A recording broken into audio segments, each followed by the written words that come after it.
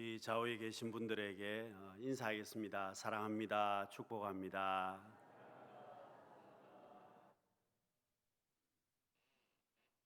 아이들 돌잔치를 할 때 꼭 빼놓지 않고 하는 순서가 있습니다. 바로 돌잡이 순서인데요. 여러분, 부모님들이 왜 아이들에게 돌잡이 순서를 하겠습니까? 여러분, 아이들로 하여금 어느 것을 골라서 잡도록 하는 행사인데, 아이가 무엇을 잡느냐에 따라서 그렇게 살기를 바라는 부모님들의 마음이 담겨 있습니다. 여러분, 부모의 마음은 당연합니다. 아이들이 정말 좋은 것을 잡아서, 복된 것을 잡아서 평생을 살기를 원합니다. 요즘 우리 성도님들 무엇을 잡고 살고 계십니까? 여러분, 지금 내가 무엇을 잡고 살아가는지는 나 자신은 분명히 알고 있습니다. 여러분, 내가 어떤 순간에든지 기도하시면서 살아가십니까? 말씀을 통해서 내가 살고 계십니까? 여러분, 우리 인생은 누구나 붙들고 있는 것이 있습니다. 어떤 사람이라도 내가 아무것도 붙들지 않고 있다는 사람은 없습니다. 여러분, 문제는 무엇을 붙드느냐에 따라서 우리의 삶이, 그 사람의 운명이 달라진다는 겁니다. 여러분, 우리의 신앙생활도 마찬가지입니다. 여러분, 어떤 절망적인 상황이라고 하더라도 포기하지 않는 사람이 있습니다. 절망과 좌절 속에서도 소망을 붙드는 사람들입니다. 여러분, 우리가 믿음의 길을 걷는다는 것은 어떤 상황에서도 믿음을 잃어버리지 아니하고 말씀 붙들고 살아가는 것입니다. 사랑하는 성도 여러분, 내가 지금 무엇을 붙들고 살고 계십니까? 지금까지 여러분, 나를 살리는 것을 붙들고 계십니까? 아니면 결국 마지막에 가서는 나를 죽이는 것을 붙들고 계십니까? 여러분, 예수님께서 이스라엘 땅 여기저기를 다니시면서 복음을 전하셨습니다. 말씀을 전하시면서 예수님께서는 찾아오는 병자들을 다 고쳐주셨습니다. 귀신들을 쫓아내셨고, 어떤 병이라도 주님 앞에 오는 자들은 고쳐주셨습니다. 여러분, 귀신이 쫓겨가고 병자들이 나았기 때문에 예수님이 가는 곳마다 사람들이 따라다녔습니다. 어느 날 예수님께서 베세다 광야로 가셨는데, 그 광야에도 사람들이 구름대처럼 모여왔습니다. 남자만 5천 명이라고 이야기를 하니까 여자들을 합치고 아이들을 보태면 좋게 10,000명은 넘었을 것입니다. 여러분, 그 많은 사람들이 예수님의 말씀을 들었고, 시간이 많이 흘러서 음식을 먹어야 되는 시간이 많이 지났습니다. 여러분, 준비성이 철저한 사람들은 간식이라도 가지고 다니지만 대부분의 사람들은 아무것도 먹지 못했습니다. 여러분, 예수님께서 베세다 들판에 있는 사람들을 먹일 수 있는 방법을 아시면서도 제자들의 모습을 보시기 위해서 제자들에게 질문하셨습니다. 5절 말씀입니다. 예수께서 눈을 들어 큰 무리가 자기에게로 오는 것을 보시고 빌립에게 이르시되 우리가 어디서 떡을 사서 이 사람들을 먹이겠느냐 하시니, 여러분, 제자들의 모습 속에서 우리는 그 사람의 삶의 모습을 알 수 있습니다. 여러분, 이 제자들의 모습을 통해서 오늘 우리의 삶의 모습을 알 수 있습니다. 사랑하는 성도 여러분, 나는 무엇을 붙들고 살고 계십니까? 첫 번째, 이 빌립 같은 제자는 자신의 지식과 경험을 붙들고 살고 있습니다. 예수님의 말씀을 듣는 순간에 빌립은 똑똑한 사람이었기 때문에 금방 계산을 했습니다. 예수님, 여기서 이 사람들을 먹이는 것은 불가능하다고 빌립은 결론을 내렸습니다.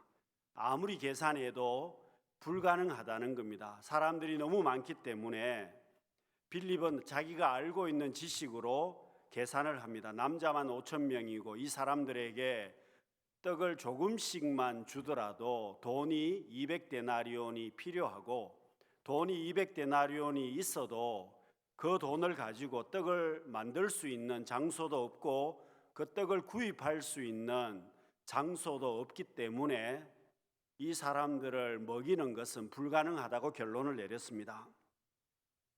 여러분, 오늘 또 빌립과 같은 성도는 그렇게 계산을 하면서 살아갑니다. 여러분, 열심히 계산해서 내가 삽니다.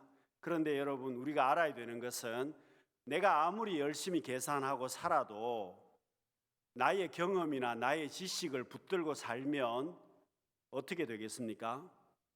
나의 지식과 나의 그 경험 때문에 오히려 그것이 발목을 잡아서 막힐 때가 많이 있습니다. 결과는 내가 나를 방해할 때가 많다는 겁니다. 여러분, 다른 사람이 나를 방해하는 것이 아니고 나의 지식이 나를 방해합니다. 나의 경험이 나를 방해합니다. 내 지식과 내 경험이 내가 복받는 것을 막아버린다는 겁니다. 여러분, 이스라엘 백성들이 출애굽을 했습니다. 가나안 땅을 하나님이 주시겠다고 약속을 하셨습니다. 그런데 정탐꾼들 중에 2명은 들어갈 수 있다고 말씀대로 이야기를 합니다. 그러나 10명의 정탐꾼들은 정탐을 다 했습니다.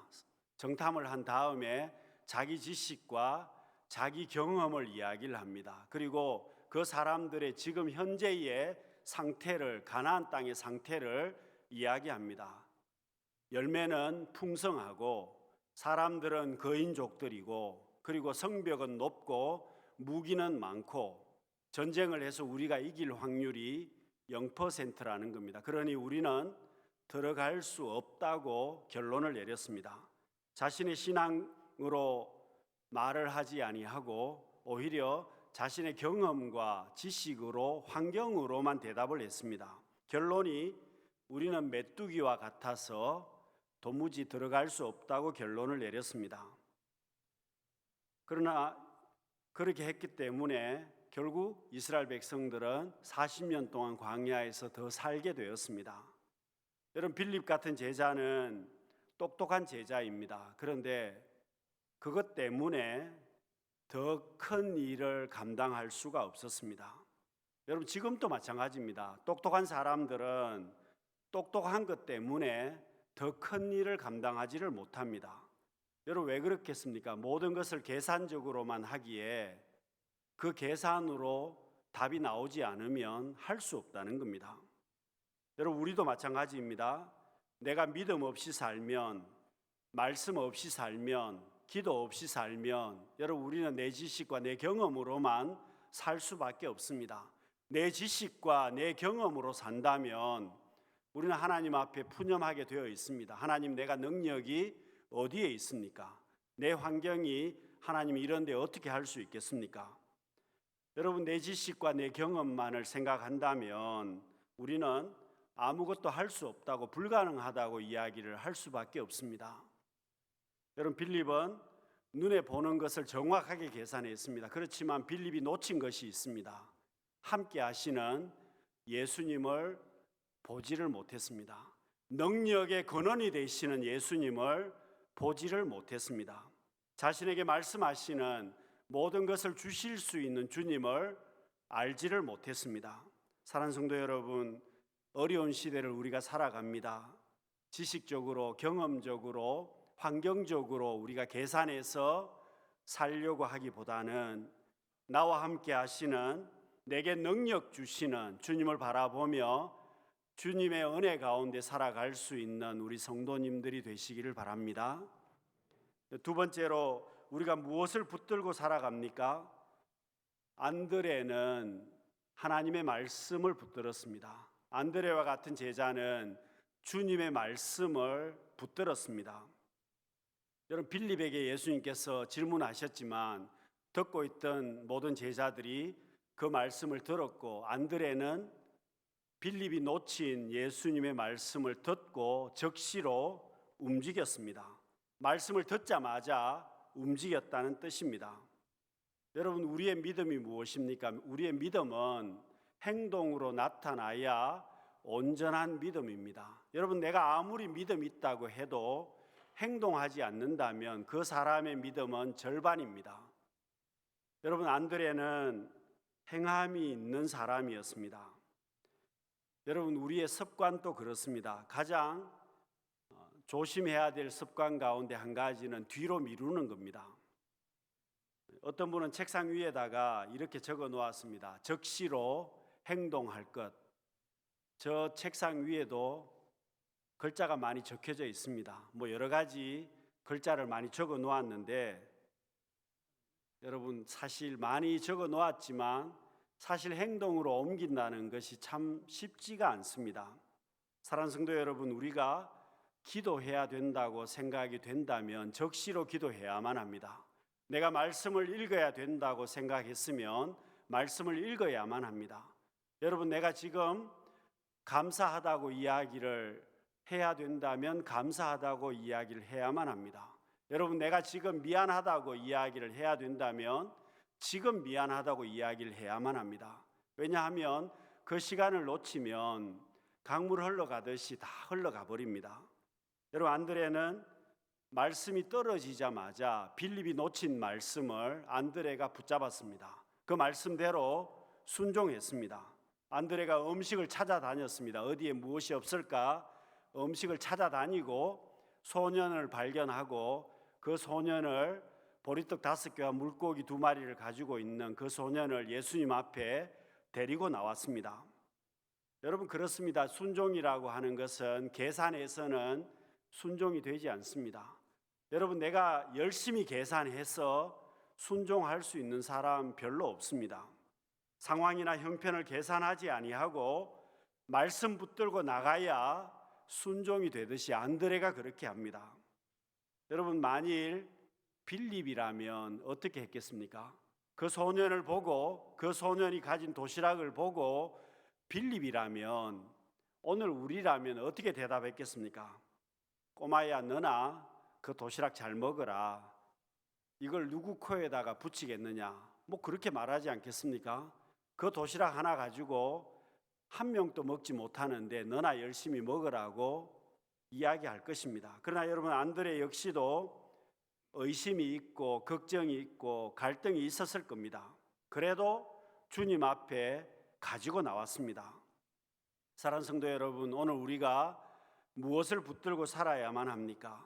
여러분, 우리의 삶 가운데 갈등이 많고 문제도 많지만 어찌되었든지 간에 우리는 말씀을 붙들고 살아야만 합니다. 여러분, 역대상 10장 13절과 14절 말씀입니다. 같이 읽어보겠습니다. 사울이 죽은 것은 여호와께 범죄하였기 때문이라. 그가 여호와의 말씀을 지키지 아니하고 또 신접한 자에게 가르치기를 청하고 여호와께 묻지 아니하였으므로 여호와께서 그를 죽이시고 그 나라를 이새의 아들 다윗에게 넘겨주셨더라. 여러분, 사울이 죽은 것은 여호와께 범죄하였기 때문이다, 그렇게 말씀하시고, 그리고 이렇게 말씀하십니다. 왜 사울이 복을 받지를 못했느냐? 하나님의 말씀을 지키지 않았다는 겁니다.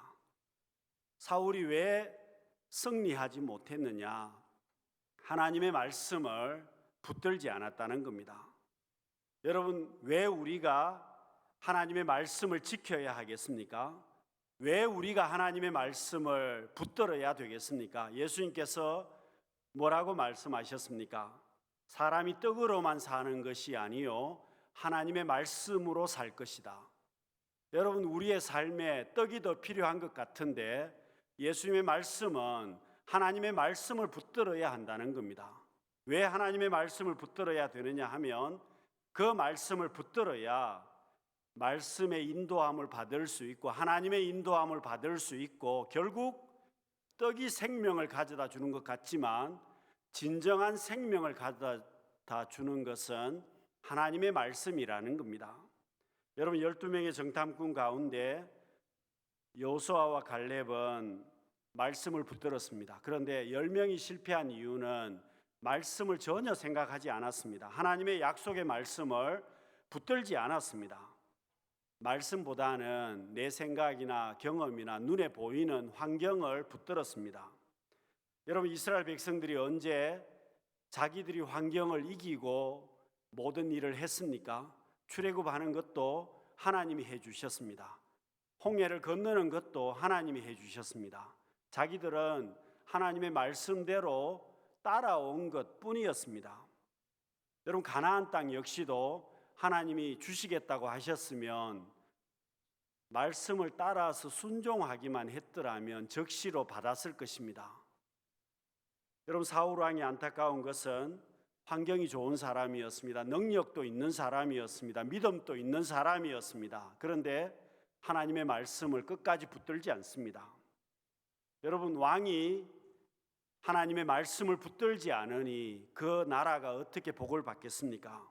사랑하는 성도 여러분, 왜 우리가 하나님의 말씀을 붙들어야 합니까? 왜 우리가 하나님의 말씀을 내 마음에 담아 두어야 하겠습니까? 그것은 하나님의 말씀이 내 마음에 있어야 내 생각이 나를 주장하지 않습니다.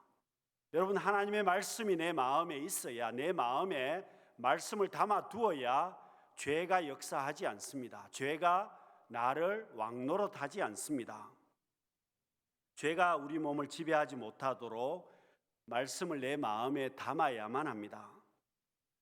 목요일 한밤중에 제가 사는 아파트에 불이 났습니다. 저도 잠을 자고 있다가 갑자기 뛰어나오게 되었습니다. 연기를 막으려고 수건에 물을 적셔서 입을 틀어막고 급하게 뛰어나오느라고 아무것도 가지지 못하고 나왔습니다. 옆집은 벌써 연기가 나오고 문이 열려 있었습니다. 비상계단을 내려가면서 몇 계단을 내려갔더니 소방관들이 올라오고 있었고 사람들이 내려가고 있는데 앞에 가는 아저씨는 팬티만 입고 내려가다가 소방관이 올라오는 것을 발견하고 그제서야 좀 안심이 되는지 한쪽 구석에서 옷을 입고 계셨습니다. 1층에 내려가서 위를 보니까 벌써 아파트 전체에 불길이 치솟고 있었습니다. 제가 느낀 것이 있었습니다. 우리의 삶은 언제 어디서 어떻게 될지 아무도 모른다는 것입니다.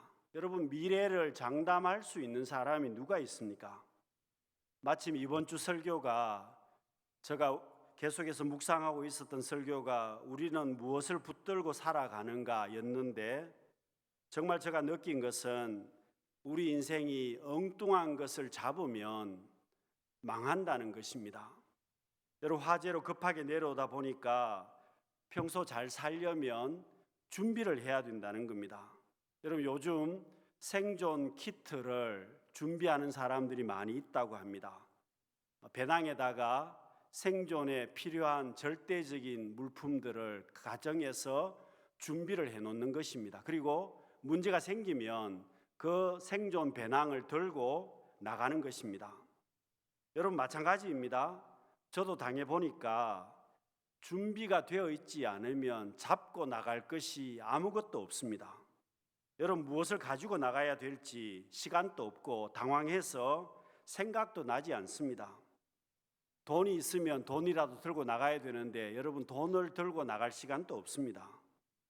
저도 그나마 잡고 나온 것이 한 가지가 있었습니다. 핸드폰을 잡고 나왔습니다. 그런데 저 친구 목사님과 전화를 하다가 친구 목사님이 저를 타박하셨습니다. 목사가 되어서 어떻게 핸드폰을 잡고 나오느냐, 성경책을 잡고 나오든지 해야지 핸드폰을 잡고 나오느냐. 그런데 여러분, 핸드폰을 잡고 나올 수밖에 없는 이유가 있습니다. 제가 새벽에 일어나야 되기 때문에 알람이 울려야 되는데 침대 옆에 두면 너무 피곤하면 알람을 꺼버립니다.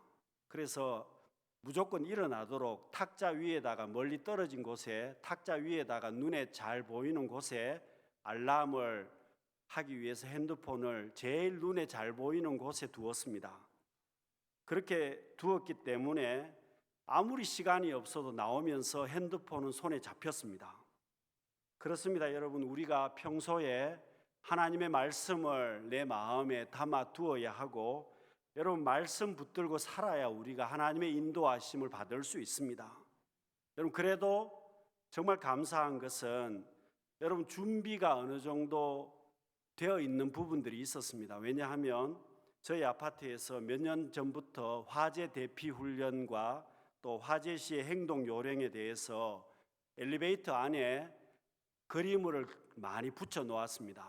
제가 엘리베이터를 탈 때마다 화재 대피 요령이랑 그리고 화재 났을 때 생존 방법에 대해서 읽었기 때문에 여러분 수건을 물에 적셔서 입을 막고 그렇게 방법대로 했기 때문에 연기도 덜 마시고 신속하게 대피할 수가 있었습니다. 사랑하는 성도 여러분, 우리는 준비가 되어 있는 삶을 살아야 되고 여러분 우리는 확실한 것을 붙들고 살아야만 합니다.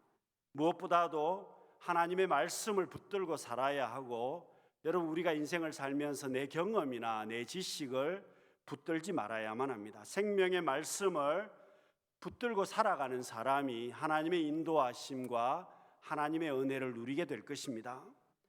여러분 우리가 어떻게 살아야 되겠습니까? 세 번째는 내가 욕심내고 붙들고 있는 것들을 이제는 빨리 놓아야만 합니다. 여러분 내가 욕심을 내고 끝까지 붙들고 있으면 내 것이 되느냐? 그렇지 않습니다.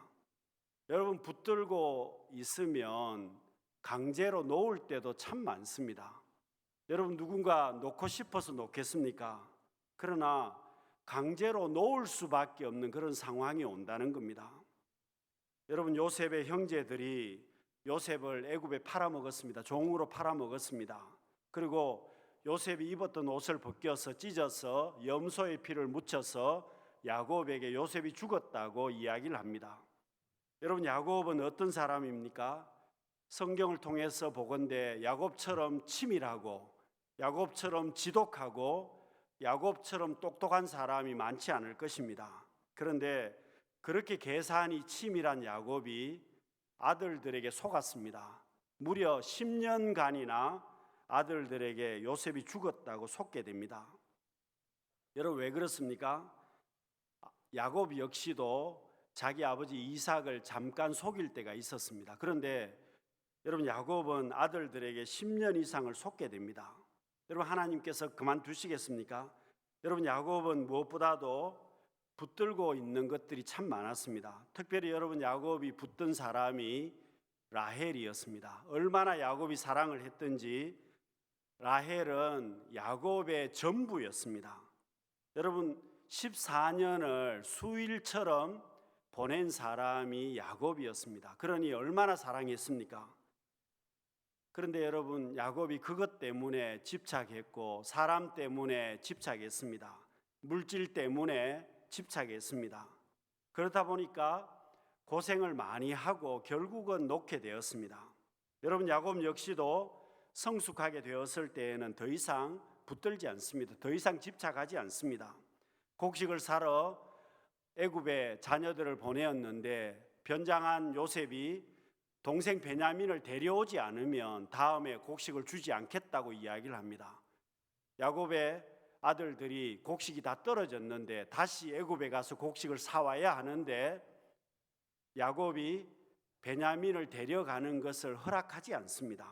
왜냐하면 끝까지 야곱이 붙들고 있는 것이 베냐민이었습니다. 왜냐하면 라헬이 낳은 아들 중에 요셉은 죽었고 베냐민밖에 없었기 때문입니다. 창세기 43장 14절 말씀입니다. 전능하신 하나님께서 그 사람 앞에서 너희에게 은혜를 베푸사 그 사람으로 너희 다른 형제와 베냐민을 돌려보내게 하시기를 원하노라. 내가 자식을 잃게 되면 이러리로다. 여러분 야곱은 이제서야 내가 붙들고 있는 것을 다 놓게 됩니다. 하나님 앞에 맡기게 되는 것을 보게 됩니다. 사랑하는 성도 여러분, 오늘 우리도 그렇습니다. 내가 잡고 있는 것이 있으면 여러분 내가 지금 또 집착하고 있는 것이 있다면 여러분 사랑하지만 하나님 앞에는 내려놓아야만 합니다. 여러분 내 욕심으로 인간적인 것으로 붙들고 있으면 언젠가는 놓아야 한다는 겁니다. 여러분 끝까지 내가 붙들겠다고 하면 야곱처럼 통곡할 수밖에 없는 날이 온다는 겁니다. 여러분 물질이든 사람이든 다 마찬가지입니다.